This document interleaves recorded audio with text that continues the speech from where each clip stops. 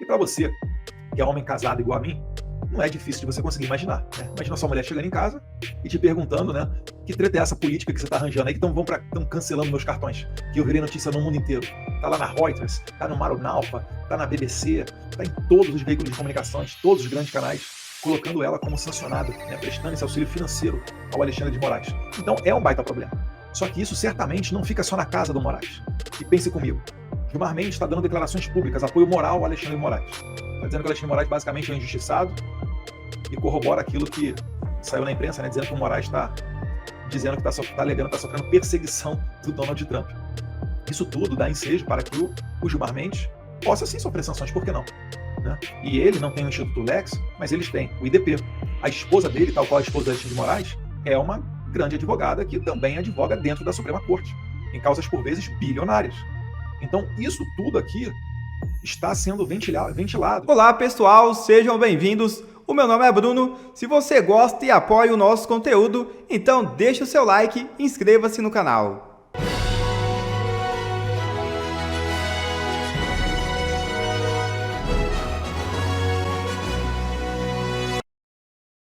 Vaza a ameaça do STF após novas sanções dos Estados Unidos. É isso mesmo. As sanções impostas nesta segunda-feira pelo governo Donald Trump contra autoridades brasileiras provocaram forte reação no Supremo Tribunal Federal. Ministros da Corte passaram a cogitar o cancelamento de um entendimento com o Congresso que previa a redução de penas de condenados pelos atos de 8 de janeiro.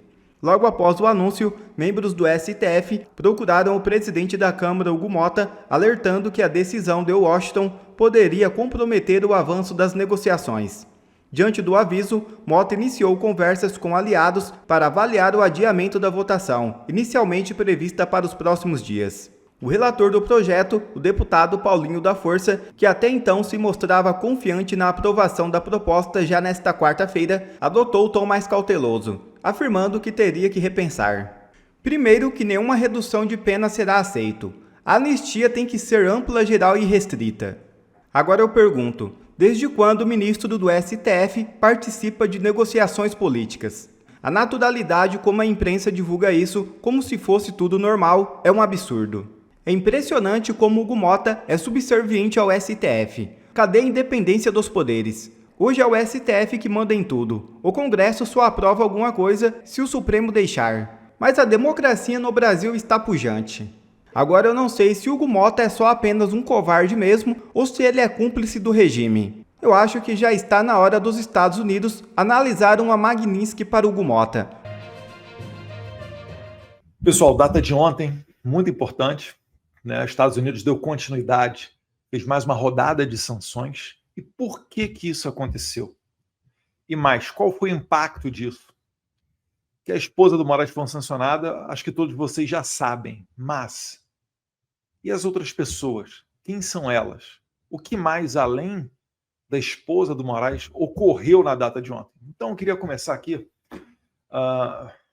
fazendo uma análise dessa postagem aqui do secretário de Estado, Marco Rubio, né? E ele diz lá, porque é importante você ler, porque nessas entrelinhas aqui tem muita coisa, tá, pessoal? Peço para você só, antes, coloca o seu like, curte aqui, se você está assistindo isso no YouTube, dá uma curtida, isso é importante para fazer nossa mensagem chegar ao maior número de pessoas. Se possível, também comenta, fica à vontade.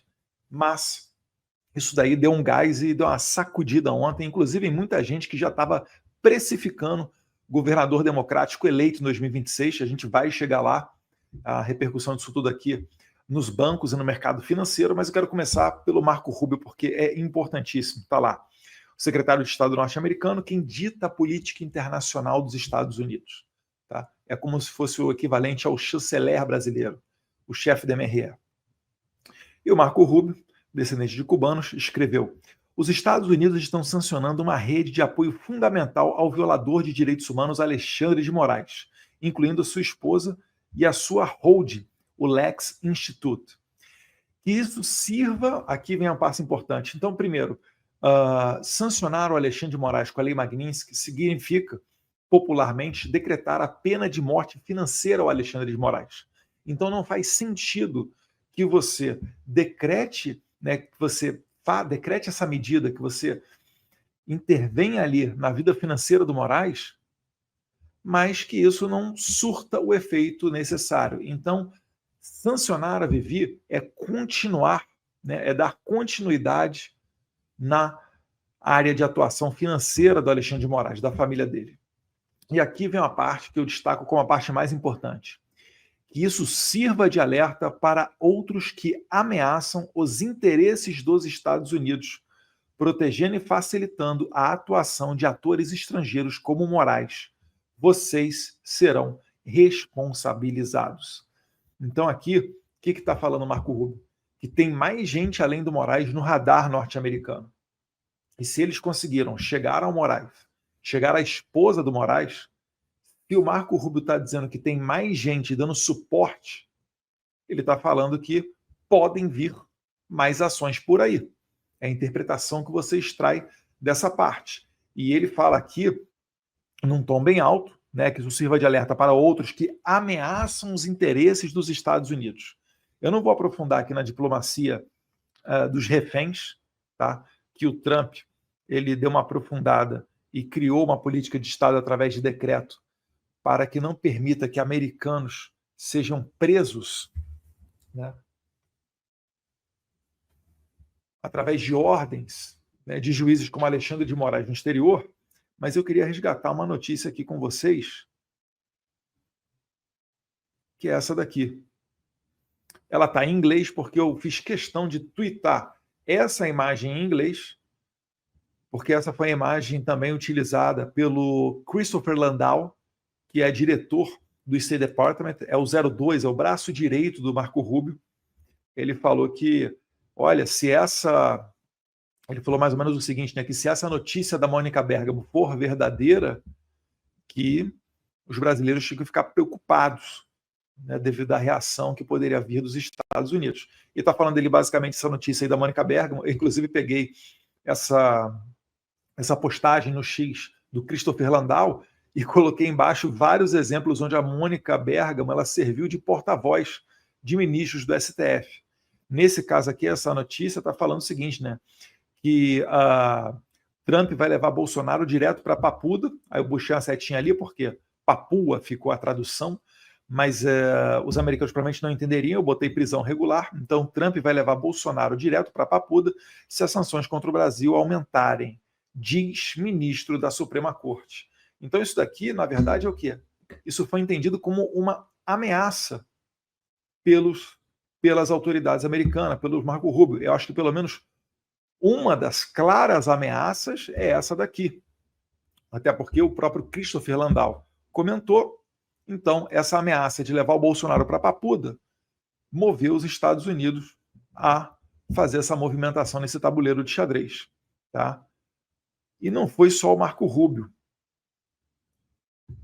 O também secretário do Tesouro, Scott Bassett, que é aquela pessoa que dispensou uma reunião com o ministro Haddad, e no mesmo dia recebeu eu e Paulo Figueiredo. Nós levamos até a ele algumas solicitações, algumas notícias de imprensa dando conta que a Lei Magnitsky não estava sendo bem implementada no Brasil, e na semana subsequente ele acabou, o secretário, né, acabou notificando, através da OFAC, notificando pelo menos 5 grandes bancos brasileiros para saber sobre a efetivação da Lei Magnitsky contra o Alexandre de Moraes. Então, o secretário Scott Bassett, que é o cara que literalmente caneta a Lei Magnitsky, postou: Alexandre de Moraes é responsável por uma campanha opressiva de censura, detenções arbitrárias e processos politizados, inclusive contra o ex-presidente Jair Bolsonaro.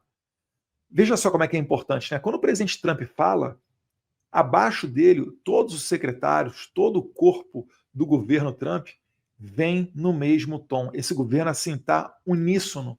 O Trump fez excelentes escolhas para o seu secretariado, com viés político, certamente ele focando na confiança, no compartilhamento da mesma visão de mundo. Então o Trump 2.0 ele está muito mais sagaz, muito mais experiente do que o Trump lá do primeiro mandato, onde ele teve muito contratempo com ministros que por vezes acabavam saindo do governo atirando, não compartilhavam a mesma visão de mundo que o Trump. Isso trouxe muita dificuldade para ele. Então aqui o Scott Bassett, né, falando que, abre aspas, Alexandre de Moraes é responsável por uma campanha opressiva de censura, detenções arbitrárias e processos politizados, inclusive contra o ex-presidente Jair Bolsonaro. A ação de hoje deixa claro que o US Treasury, que é o secretariado dele, né, o Tesouro norte-americano, continuará a perseguir indivíduos que forneçam apoio material a Moraes enquanto ele viola os direitos humanos. Então, fica o recado de que o governo americano está e seguirá fazendo esforços para estrangular financeiramente o Moraes. Para muito além da lei Magnitsky, que eu acho que vocês já devem ter tido acesso a conteúdos explicando o que é essa lei, eu vou abrir um parênteses aqui, só para relembrar hoje uma entrevista que eu dei para o Cláudio Dantas, onde o Cláudio Dantas me perguntou, Eduardo, você está falando que o apartamento, né, a casa em Brasília, que o Instituto Lex recentemente comprou, pagando à vista 12 milhões de reais, essa casa, ela poderia ter algum...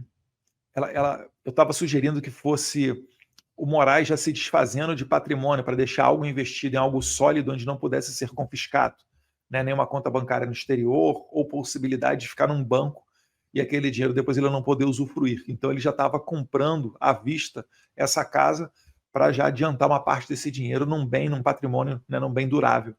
E aí ele levantou para mim, Eduardo, mas quais as consequências que tem uma lei Magnitsky no patrimônio desse? Será que uma pessoa que vier a comprar essa casa do Alexandre de Moraes, ela incorre também na lei Magnitsky? E a resposta é taxativa, sim. Se você pretende comprar uma casa do Alexandre de Moraes, você facilmente será tido como alguém que está prestando esse apoio material que o secretário Bessent está descrevendo nesse tweet. Então, ele fica com o patrimônio totalmente travado. É possível até que ele não consiga nem fazer uma reforma, talvez, ou a depender do que ele for fazer para comprar o material para mobiliar essa casa, a rigor, isso tudo, se forem empresas com relacionamento nos Estados Unidos ou com interesse nos norte-americanos, ela vai provavelmente negar a prestar esse serviço ao Alexandre de Moraes. Então, é um negócio violento mesmo. Aquela parte, no passado, das matérias, acho que até da Mônica Bergamo, ou então da Dani Lima, queridíssima, falando que, não, foi a Cantanhede, falando que o Moraes estava dando de ombros para a lei Magnitsky, ou aquele bastidor que foi trazido quando da regulamentação das redes sociais, onde o Moraes diz ao Cássio Nunes que ele, Moraes, que vai ser sancionado, ou estava na marca do pênalti para ser sancionado pela lei Magnitsky, não estava se importando, né? Isso daí não é bem verdade. O Moraes está se importando e muito, tá? Recebi um retorno de uma pessoa lá do Brasil dizendo que o Moraes estava furiosíssimo, estava irritadíssimo. E para você, que é homem casado igual a mim, não é difícil de você conseguir imaginar, né? Imagina a sua mulher chegando em casa e te perguntando, né, que treta é essa política que você está arranjando aí, que estão cancelando meus cartões, que eu virei notícia no mundo inteiro. Está lá na Reuters, está no Maronalfa, está na BBC, está em todos os veículos de comunicações, todos os grandes canais, colocando ela como sancionada, né, prestando esse auxílio financeiro ao Alexandre de Moraes. Então, é um baita problema. Só que isso certamente não fica só na casa do Moraes. Quando você vê o Marco Rubio falando, né, que isso sirva de alerta para outros que ameaçam interesses dos Estados Unidos, o apoio moral também se presta a ser estendido a essa pessoa, a lei Magnitsky. Então, por exemplo, o ministro Gilmar Mendes, ele deveria estar preocupado. Eduardo, você está ameaçando? Eu não estou ameaçando, eu só estou alertando. E eu acho que eu tenho algum crédito, né, porque tudo que eu e Paulo Figueiredo nós temos falado e alertado está acontecendo. Então, baixa sua guarda, respira fundo e pense comigo. Gilmar Mendes está dando declarações públicas, apoio moral ao Alexandre de Moraes.